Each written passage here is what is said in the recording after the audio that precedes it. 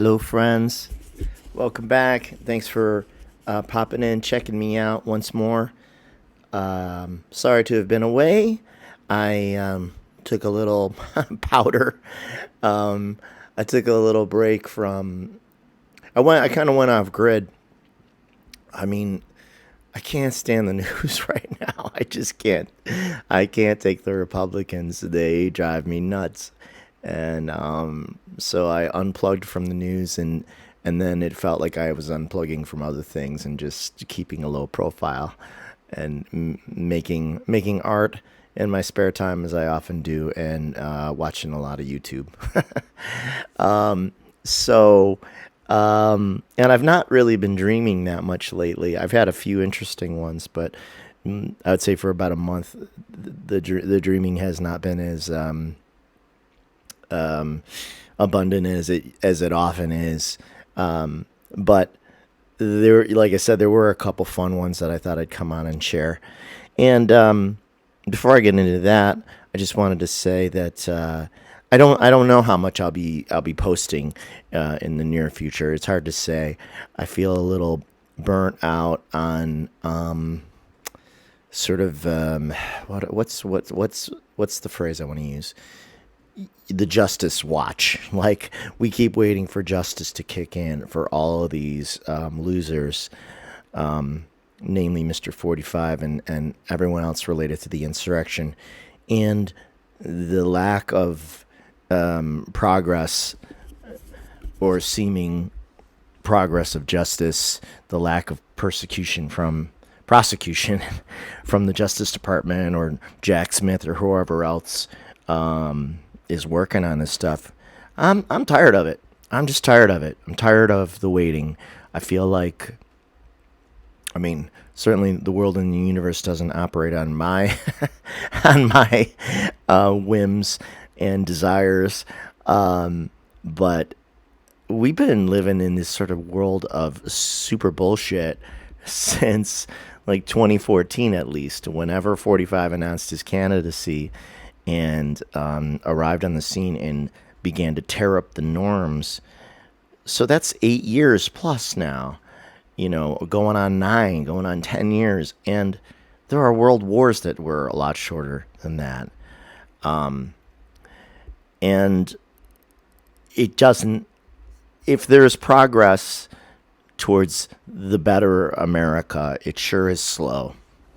And yes, thank God Biden's in office, and thank God we have at least one chamber of Congress in the Senate. But I'm pooped, I'm emotionally pooped, sort of tired of investing in it. And so I decided to unplug myself a little bit from that and not pay as much attention. And that has included, ironically, not watching the psychics that I like so much as much. Because most of them are political readers, and I'm kind of done for a while.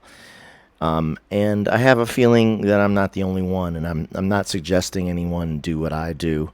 I'm just explaining sort of my absence in a way, because yeah, it's just a lot of garbage. And if 45 is indicted anytime soon by anybody anytime soon, or if he falls off the flat Earth, I'll probably be the first one to come on and celebrate, because we really need it. We need it badly, and we just keep waiting. We're waiting for Godot. Have you ever read Waiting for Godot or seen the play? It's great. But I won't go towards that aside at the moment. I've seen versions of the play twice. Ironically, I saw them about 30 years apart. I just said I was going to not go there, and then I just went there. I saw two versions of the play, 30 years apart, and featuring the exact same two actors. And it was actually maybe just before COVID that my mom and I went to see it downtown at a theater here. And the actors were then in their, well, one was probably approaching 70 or in his early 70s. The other actor was in his early 50s. And the version we had seen 30 years prior was when the elder of the two was, well, probably about 40 something, and the other was a student. at one of the universities in the university art program, and it was really good both times. Very different experience. If you're familiar with that work, it's a work about existentialism. It's a work about waiting.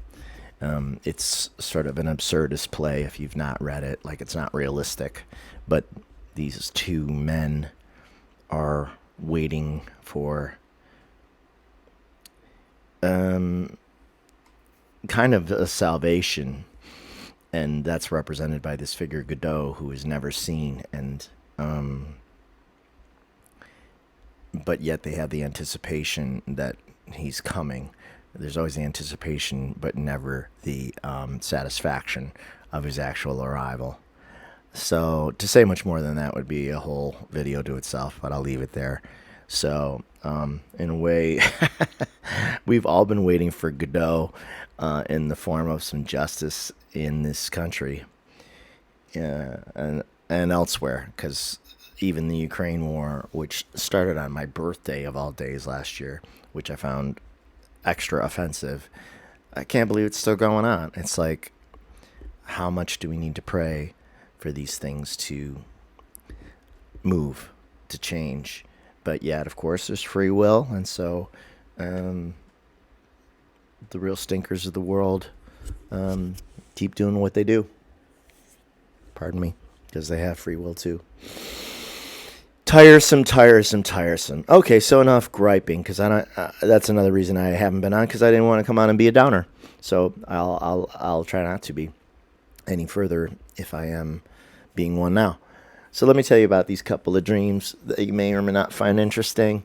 The one that was a couple weeks ago really threw me because it was so fantastical. In the dream, it was primarily myself and my mom, and we we had hitched a ride on a sky whale, and it's just like what it sounds like. There was a full-sized white whale that could fly, and so there was a harness around the whale and about a 500-foot long rope, a really long rope, dangling off, and my mom and I were hitching a ride through the clouds, hanging on the rope, and having a grand old time with this beautiful whale. And I have the image is so strong in my mind of really just being up there, like literally in clouds, and holding onto the rope, and then really seeing the whale at a distance because the rope was so long. But yet we knew we were tethered and safe, and off we went. And then what was funny was when the ride was over, we came back down to the ground somehow, and we were on the dock of a bay. Maybe, I don't know if we were on a lake or an ocean, but we were on a dock, and there was a large yacht that we were standing beside on this dock, and the rope that we had been holding on to as we floated through the sky, we used the rope to pull the sky whale in. So its weight was it was more like reeling in a big balloon or a kite. Like, it had almost no weight to it. So we were easily able to roll in this 500 feet of rope and pull the whale like a big balloon down to where the boat was, and then we settled it onto the boat on top. And then I don't know how exactly this came about, but it went from being on top of the boat to being strapped on the bottom of the boat. And I don't mean that in a restrictive way, like it wasn't a punishment. It was like for further fun and games, because then we went for a ride on the boat. So we're up in the yacht part, we're in the top of the boat, and the whale is strapped on bottom, and the whale is like dive bombing the ocean, and we're heading through what seemed like kind of like a more restricted area, like a channel, and then out into open water. And of course, since it's a dream and it doesn't need to make sense, the whale would even flip and do these turns, and I could see I was watching from a distance at the same time as I was experiencing it. I could see the whale doing these flips in the water, and it being a grand old time. And then what struck me was when we got to open water, because there had been other boats around, regular boats that we passed by, and that the whale even playfully sort of darted around and dodged. When we got to open water, I remember looking up at the sky, and it's like there was nothing else in existence. It was like the ocean was infinite, and there was no land anymore anywhere, and there were no people anymore anywhere except for us. And a feeling of great kind of peace fell over me, and also awe at the beauty of what I was seeing. It's very hard to describe it, because even when we were up in the sky, riding the sky whale on the rope, it was fantastical. But this was maybe even more so, because I just had this sense of stillness that was magical. Yeah. Hard to describe beyond that, but just looking around and being like, wow, this vastness and all this solitude, this beautiful solitude. So that was interesting. So that was the gist of that dream. And then, I don't know, maybe a week later, my mom came over to my place one day while I was at work, and as she often does, she volunteers to do cleaning here. I mean, which is, God love her, because I would never ask, but she's like, hey, you want me to come in and do some cleaning? So I'm like, hey, sure, if you feel like it. I think she gets itchy sometimes and wants to get out. It's always been her nature to go above and beyond with the caretaking. She's pretty awesome that way. So she came over, and she said that when she finished, she was here just a couple hours. She went to get, she was hungry for a snack, so she went to look in my fridge for something, and then she had a chuckle to herself because she found a pot of beans that I had left in the fridge, because I had a bag of dry beans. It was, I think, a whole pound that I boiled on the stove maybe a day or two prior. And of course, being a single guy, instead of emptying it into some other bowl and covering it with plastic or saran wrap or whatever, I just stuck the whole pot into the fridge. And when I wanted a serving, I just got the ladle out and scooped myself a couple of scoops and heated them up in the microwave again, right? So when she opened the door, she laughed, the refrigerator door. But she hadn't told me that part yet. I just knew that she had been over. She told me about the refrigerator part later. And the reason it came to mind is because within a couple days of her coming over, I was having trouble getting to sleep one night. So it was getting into the early AM hours, and I had to work the next day. And I was just like, oh, God, please let me fall asleep soon so that I'll have enough juice to do my job in the morning. And when I finally got to sleep, it didn't feel like I'd been asleep for very long. I had the strongest sense that my mom was in my kitchen at the fridge with the door open.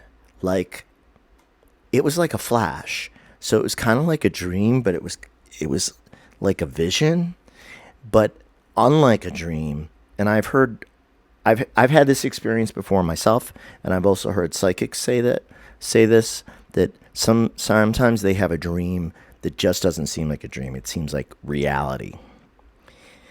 And it was so real, her being in my kitchen with the light on, that I thought she was in there, and I woke up startled, like, oh my God, what's she doing here? 3 a.m.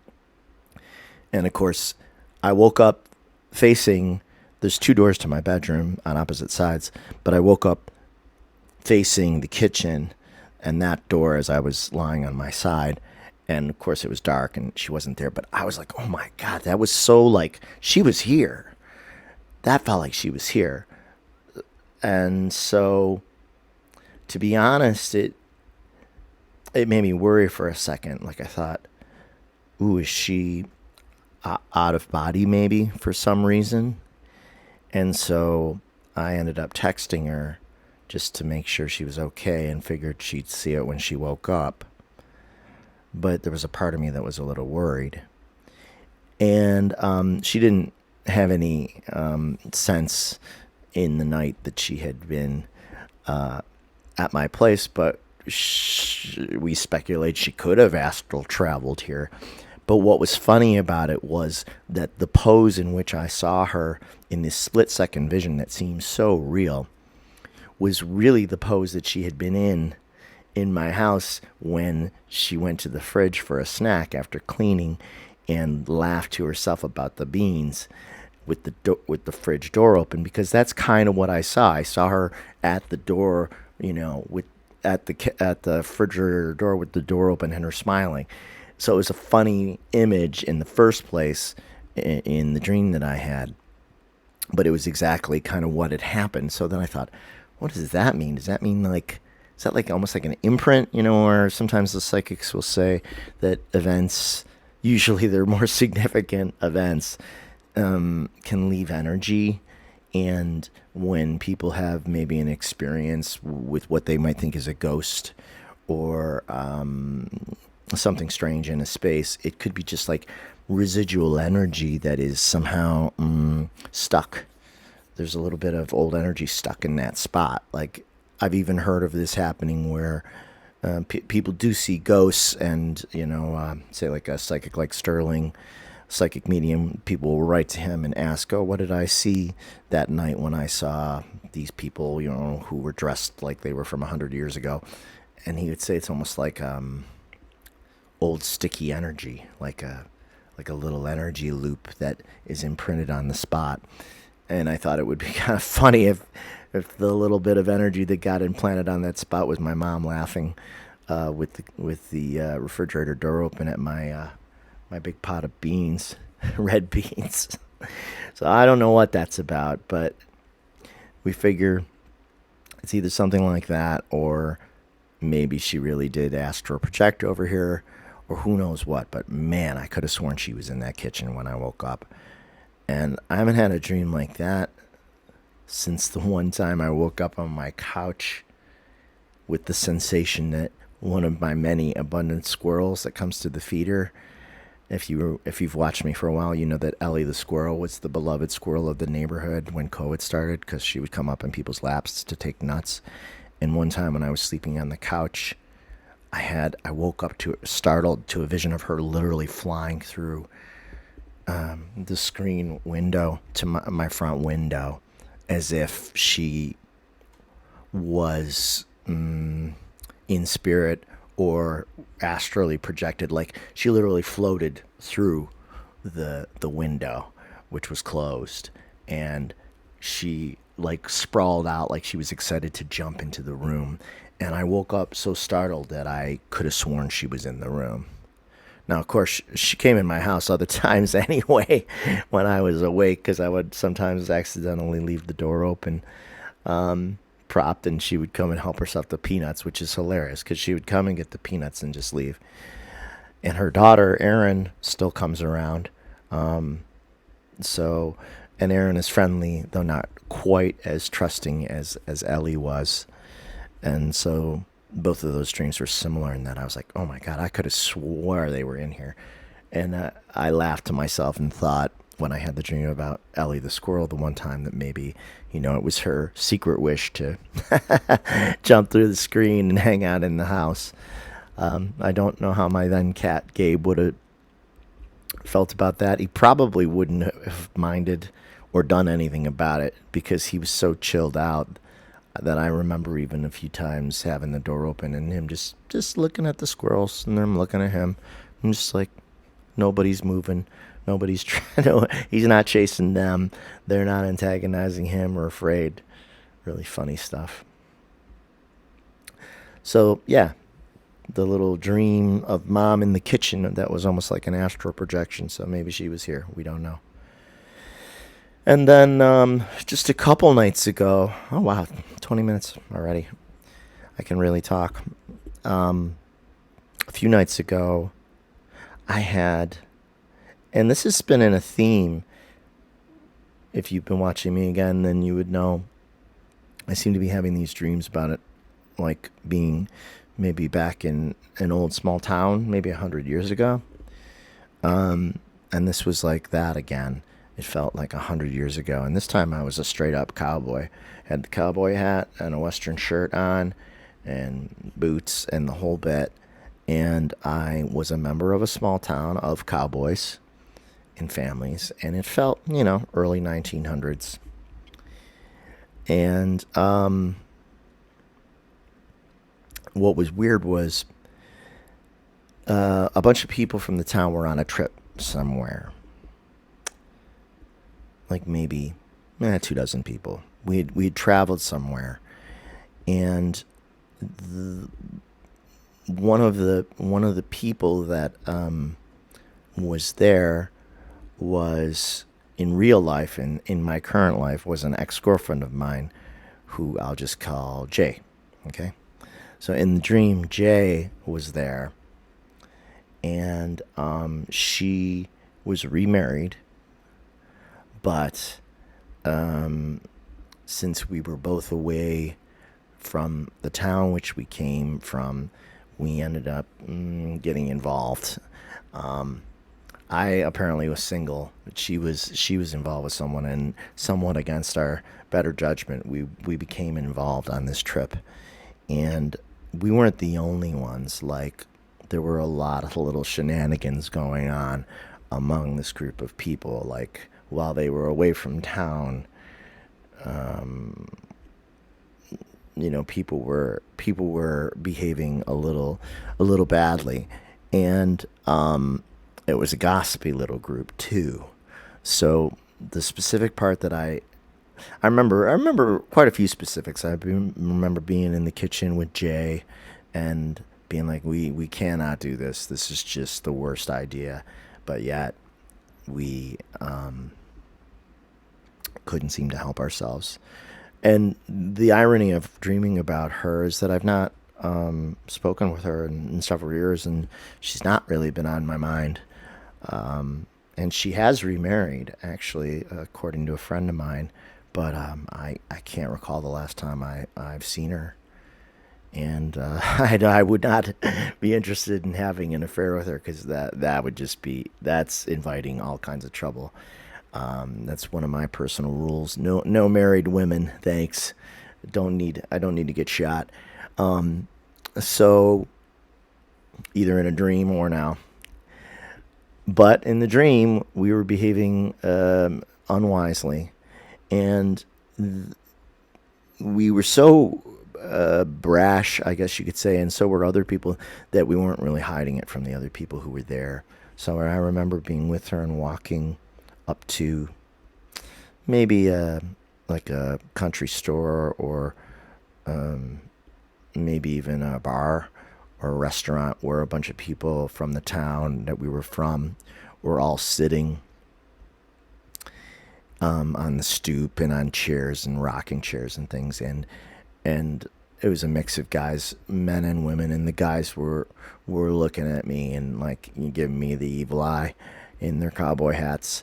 But the funny thing was, as we approached the stoop, I could hear the thoughts of one of the guys sitting on the porch as he was looking at me, and I could hear him saying about me, I bet he wouldn't dare to do that, meaning be with Jay in this affair.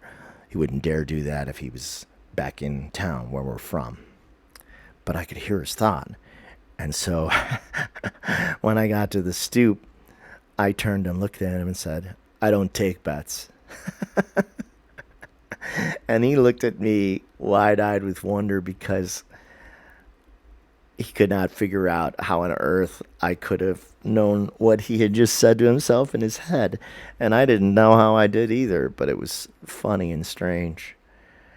And that's about where that ended. There wasn't a whole lot more, except that it was so viscerally small town. And that's the thing that's been happening like in the last year or two. And not really before then. I've had these dreams of small towns in the past, American small towns, like say within the last 100 years or so.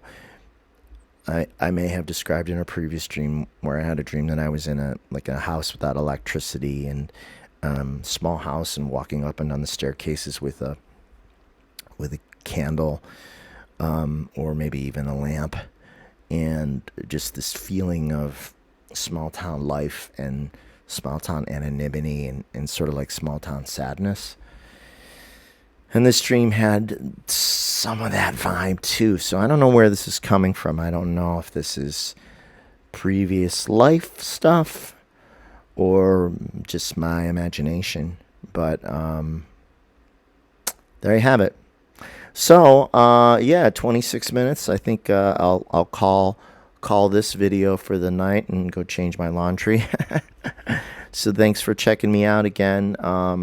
If there are larger gaps between my videos, it'll just be because there's not really too much going on, or not a lot of dreaming, or maybe I'm still keeping my head in the sand about the political landscape and waiting for some real good news to pop up soon, God willing. In slightly other news, I may have mentioned before that I did complete the draft for my next book, and I met with my copy editor over the weekend, and she's going to start doing her thing in February. So hopefully we'll wrap that up maybe by spring or early summer, and I can get it manufactured. So get that next book out, because really it's just about there. And otherwise, I'm working on music almost all the time. And I'm actually back at a recording studio here in Buffalo tomorrow evening and most of Friday. And that's been fun. It's been it's a studio that I haven't recorded at in about 25 years. I've recorded at other studios, but not this particular one. And so it's interesting and been fun to be back. And I'm working with the same guy I worked with 25 years ago, too, which is interesting, too. Excuse me. So that's the report from Buffalo. No other major snowstorms other than that one we had over Christmas, which was something. That was really a different kind of storm for us. That Arctic wind really made it treacherous because the wind was so high. Then you get whiteouts with driving, and I've not seen a storm quite that severe in Buffalo in many years. People are saying that it rivaled or exceeded a famous blizzard around here called the Blizzard of '77, which is 1977, which I vaguely remember as a kid, and my mom has certainly told me about, and my father too, because he was stuck at work. He was working for General Motors up in a northern suburb of Buffalo, and he didn't make it home for several days. So it was just me and my mom and my brother and I, until we were able to dig out. And so Buffalo once again dug out, and then we got some melting, and pretty much right now we don't have any snow until the next one, if there is a next one. You never know. A season of winter can be different. Every winter's different. That's what I'm trying to say. Every winter's different. Sometimes I'm out there a dozen times with my snowblower and shovel, and sometimes I'm out there twice all season. So you can't really ever be sure. But it is certainly cold, no doubt about it. Yeah, that's about it. But otherwise, we're fine.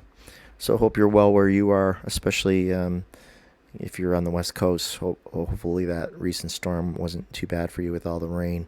I checked in with my buddy in San Francisco, Tim, and he said that they were okay. They were on high ground where he lives, so there weren't any major issues, fortunately for them. And that kind of does it for my West Coast connections these days. Okay, take care. See you soon. Comments always welcome.